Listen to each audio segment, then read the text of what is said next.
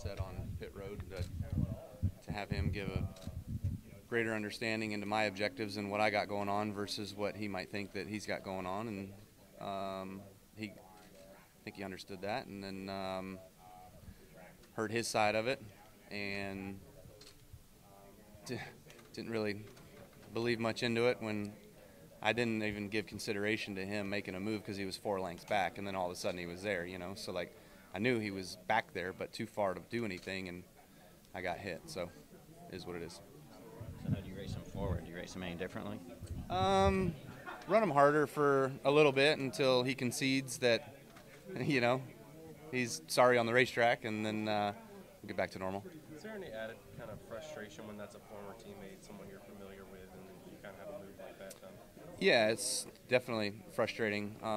You know, especially when they're the KBM alums, right? Like when you're racing against guys that have come through KBM and you've helped them along the way, and you know, you feel as though they're taking that extra 10% rather than giving a little bit out of respect. But you know, everybody's got their own race out there, and they try to do what they need to do. But obviously, Christopher's in really good stuff at a really good place, and you know, he needs to understand that. I assume from what we could tell, from what we could hear, that the fact that it had happened a couple of years ago, really, if you'd forgiven him for that, you can't forgive somebody twice. Yeah, right, exactly. Yeah, I mean, it wasn't. I wouldn't call it his fault the first time, but it was contact with him that made the issue 2 years ago at COTA, and then last week. Do you have any opinions one way or the other about how sports betting could be both a positive and a negative for NASCAR and motorsports? I mean, I only see it as a negative. I mean, I only see it as being a positive for our sport and for the world in general. I mean, with the betting and everything, how it's going, North Carolina getting approved just a couple weeks ago, and being a part of that, you know, and having BetMGM on our race cars, obviously, and the opportunity for people to go out there and place bets on their favorite drivers or their favorite scenarios throughout the week. I think it's really awesome. I think it brings more attention to our sport. I think it brings more attention to drivers' names and stuff like that. So the more notoriety, the better. What difference does this track have when you race here at night versus the day? I feel like at night it grips up and it lends itself to just being all bottom. I mean, even the daytime lends itself to being a lot on the bottom, but I think nighttime is even more so. So, you know, that's a bit of a challenge since we've been here the last, I don't know, 12 years or so. It's just never really ventured much off the bottom. There was 1 year where we all kind of ran higher, and for some reason that never came back. So, not sure why. Kyle, how would you describe the start of the season for this team? A lot of missed potential. I feel like we definitely have had cars that have been capable of running in the top 10, maybe even in the top 5. And I felt like we were the only guy that was close to Larson at Vegas, and we threw it away on pit road multiple times. And then, you know, there's been other various things of that as well, too. Bristol, we were fast, but I drove the tires off it one too many times.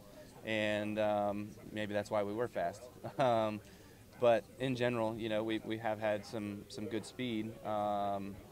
Phoenix, I would say, is the outlier of that we did not have any speed.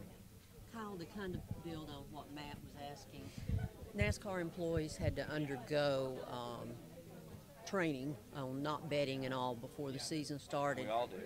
That's what I was going to ask you, was if the teams and the drivers do it, have to do it too, and do you do it within the team, or how does that work? No, you all do it individually. It's a program. It's a link you have to click on. You have to go through. You've got to fill out some questions. You've got to answer some questions. You've got to do, I don't know, it's probably 20 minutes worth of just listening and education on sports betting and things like that. So it's basically just comes down to keeping everything fair and legit and stuff like that. Assuming you're in a good spot come playoff time. You didn't have to do it. The media doesn't have to do it. No, we don't. Oh, my God. Do you bet? I do not. No. There's a reason they keep building casinos. Assuming you're in a good spot come playoff time, would you be interested in sharing you and your team being part of the Netflix show, season 2?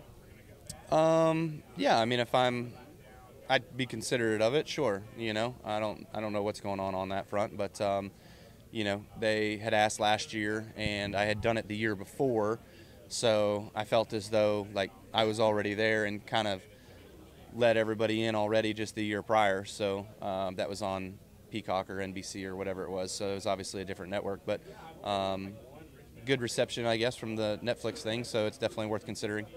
What's Austin been like during this stretch? I mean, it seems a lot of his issues are circumstantial, not really his doing. So I would imagine, is he frustrated? Is he just trying to stay positive? Yeah, it's definitely frustrating. I mean, you can see it and you know it, when you've got guys that, or Austin, for instance, where unfortunately it comes down to qualifying, right? Like it comes down to starting, because he's been caught up in wrecks in the first 7 laps of 5 races this year or something, So you just got to get ahead of those messes and not be in the middle of it. That's kind of where it nets out.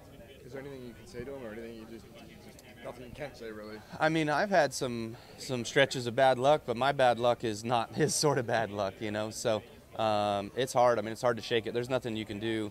There's no luck truck to go buy stuff, or or special Indian rituals that you can do to get rid of it. But you just got to keep fighting another day. Is he carrying it with him? Like, I mean, you can tell, is it wearing on him, or is he still kind of upbeat and he's still Austin? He's always upbeat. I mean, he always has a good attitude about it, and like, hey, we've got to turn it around. Not sure how, but next week's another week to try to do so. Thanks. With Bubba Pollard running the Xfinity race today, do you enjoy seeing guys from the short track, late model guys, get these opportunities in the National Series? And if so, what do you think is like the long-term impact on the sport of those guys getting some more opportunities at this level? Yeah, I mean, I'd love it.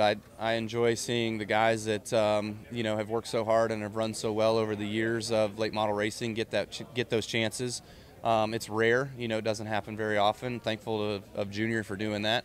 It takes money to obviously go to the racetrack, and so a lot of those guys use that money to go race their cars and their programs, and don't spend it on a NASCAR program, because it's probably more than what they get for a whole year for a late model deal, But I think for the betterment of our sport, it's cool to see guys like that get a shot, and it's hard to give them one-offs and see them be not just successful, but like to blow the world out of the water, right? And then to get more opportunities. It's really hard to do it in a one-off.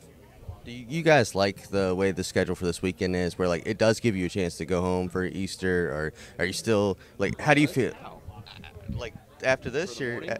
Yeah, like be there tomorrow morning. Or are you not going home? No, kids are coming here. So Rexton's racing today, and then they're coming up, and then thankfully the MRO is around, and they're here so they can have a good sort of Easter egg family kids thing tomorrow morning, afternoon, and then we get going into the nighttime. So it's good. I think great would be having Easter as off, and the opportunity of being home and spending it with family and being able to chill low key. But we got what we got.